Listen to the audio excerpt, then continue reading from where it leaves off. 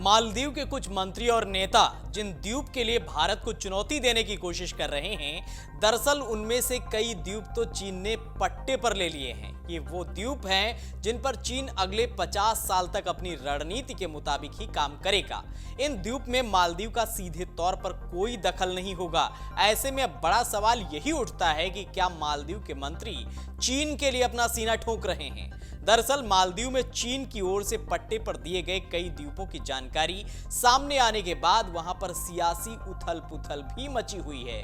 वर्तमान सरकार को निशाने पर लेते हुए स्थानीय लोग इस बात से नाराज हैं कि चीन ने उनके द्वीपों को क्यों ले लिया। वहीं मालदीव को डर इस बात का भी सता रहा है कि अगर उनकी अर्थव्यवस्था डगमगाई तो चीन मालदीव का हश्र पाकिस्तान और श्रीलंका जैसा कर सकता है, क्योंकि चीन ने अरबों डॉलर का कर्ज मालदीव को दिया है। विदेशी मामलों के जानकारों का मानना है कि मालदीव के भीतर द्वीपों की जो सियासत वहां के मंत्रियों ने भारत को निशाने पर लेते हुए की है, वह उनकी अंदरूनी और विकट समस्या है। विदेशी मामलों के जानकार और भारतीय विदेश सेवा से जुड़े रहे आलोक सिन्हा कहते हैं कि दरअसल मालदीव की वर्तमान सरकार के मंत्री और नेता प्रधानमंत्री मोदी के लक्षद्वीप की तस्वीर आने के बाद अपनी प्रतिबद्धता चीन के लिए दिखाने में जुट गए हैं। उनका कहना है कि चीन ने मालदीव में बड़ा निवेश किया है। सिन्हा कहते हैं कि जब प्रधानमंत्री नरेंद्र मोदी ने लक्षद्वीप की तस्वीर और लक्षद्वीप पर्यटन की बात कही तो मालदीव को लगा कि उसकी सबसे बड़ी अर्थव्यवस्था डगमगा जाएगी, क्योंकि मालदीव की बड़ी अर्थव्यवस्था में पर्यटन का सबसे ज्यादा योगदान होता है।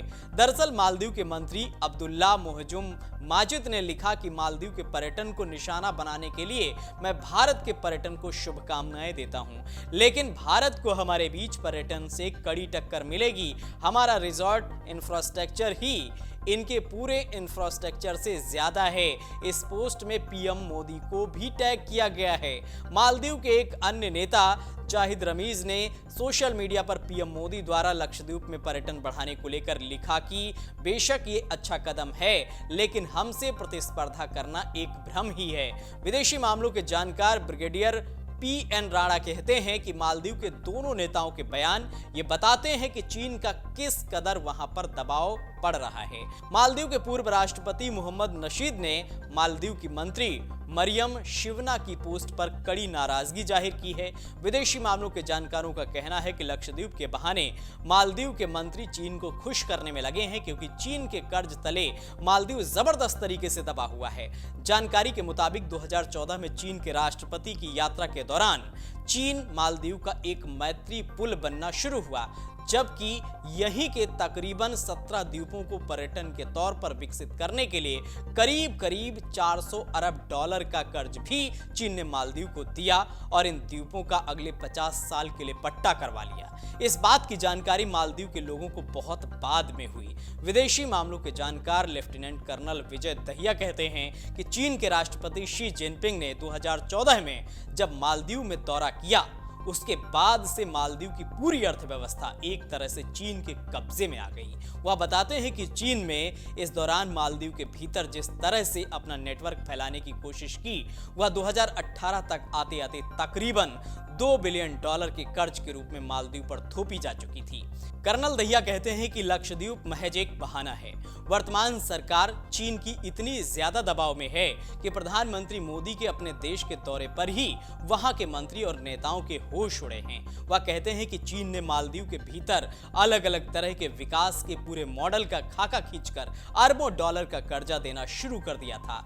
इसमें शुरुआत की गई मैरीटाइम सिल्क रोड के हुए बड़े समझौते के तौर पर, फिर चीन ने मालदीव में स्वास्थ्य, पर्यटन, सूचना तकनीकी और जलवायु परिवर्तन के लिए अपना भारी निवेश मालदीव में करना शुरू किया। विदेशी मामलों के जानकारों का मानना है कि 2015 में मालदीव के पर्यटन मंत्री मूसा जकीरम ने चीन का दौरा किया तो उन्होंने वहां की एल्जिम बैंक के साथ $400 मिलियन का क्रेडिट लोन ले लिया।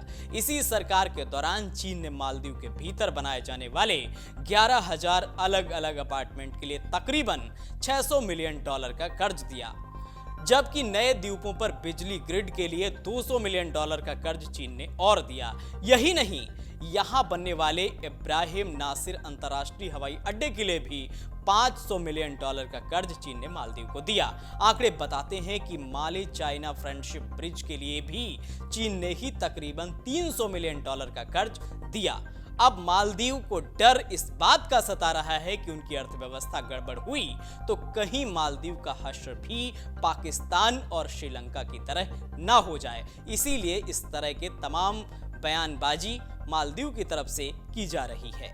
अगर आप ये वीडियो YouTube पर देख रहे हैं तो हमारे चैनल को सब्सक्राइब करें और बेल आइकन को दबाना ना भूलें। अगर आप Facebook पर ये वीडियो देख रहे हैं तो हमारे पेज को लाइक करें।